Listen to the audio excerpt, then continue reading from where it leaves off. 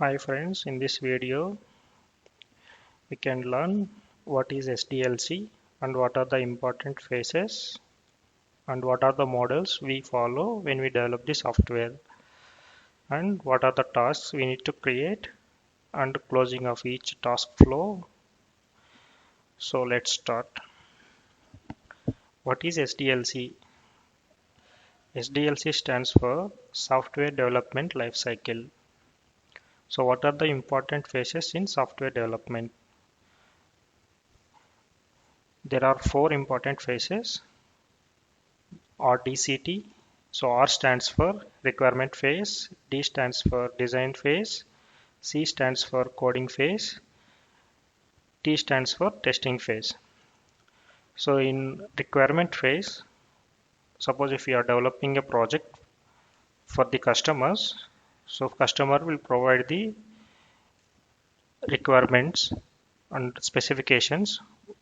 So for those requirements in the requirement phase, we need to analyze and update in the IBM DOS tools normally, or we need to update in the technical specification documents. In next phase, once we analyze the requirement documents and requirements, then we go for the design phase.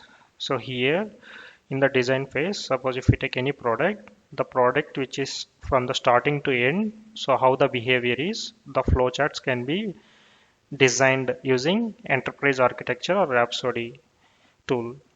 And then we go for the coding phase. In the coding phase, based on the project needs, what technology, what language we have to use, the then based on the software language, the requirements or the product or the software can be implemented using the Eclipse or Visual Studio or Notepad++.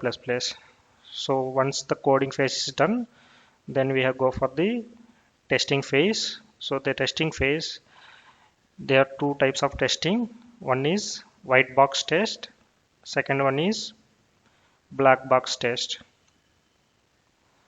So in white box test, those who implement the code, they test the code and they will see whether the feature or product is working as expected. Black box testing is the tester don't know what is the implementation and they only know what is the input and what is the output they are expecting. So for this, based on the project to project and the product to product, these tools may vary. So for here, we use for the automotive industry for testing, we use vector tools like Canoe simulation, etc.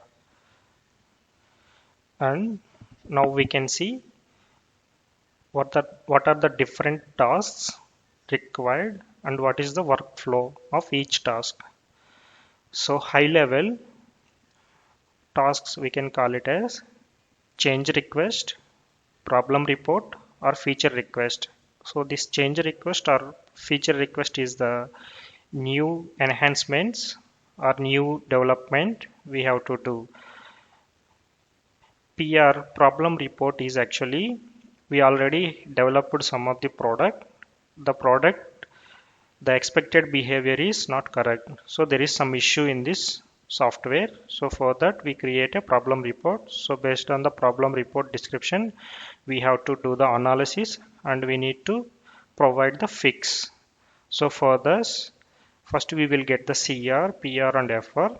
So based on the different kind of task, so based on that we will create a subtasks. So first we need to analyze this CR or PR and FR. Then analysis phase, we need to decide like, so what are the subtasks it is applicable. Like for this, any PR or CR, analysis task is applicable or implementation task or design task or testing tasks or support task. So after creating the required subtasks, so we have to estimate some efforts and we need to give deadlines when we need to finish the each task. So after doing the implementation or testing or design, so based on the analysis, then we will close the tasks. So while closing the tasks, the outcome of the each task, suppose if we had done the implementation task, the coding changes should be delivered to the version management tools, to the master.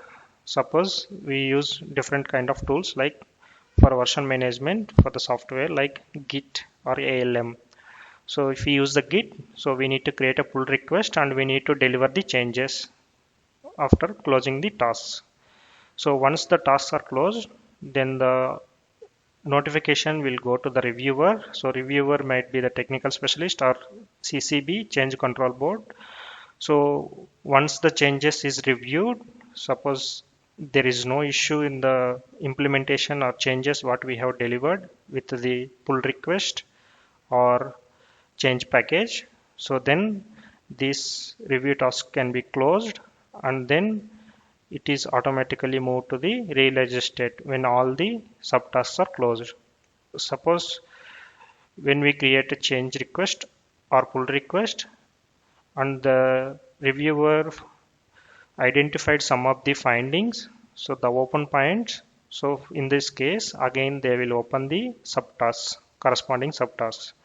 So once the subtask is opened, we have to see the review task, what are the comments, and we need to see whether the open points is valid. If it is valid, then we need to implement those changes.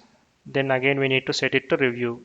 So again the reviewer will verify these changes are as per the requirements and the changes are correct. Then they will close the review task. Suppose again they had find some of the findings or open points, again this subtask will be reopened. So then again they need to set to review. Once the review is closed, then automatically this CR or PR or FR will move to the realized state. Then automatically it will close.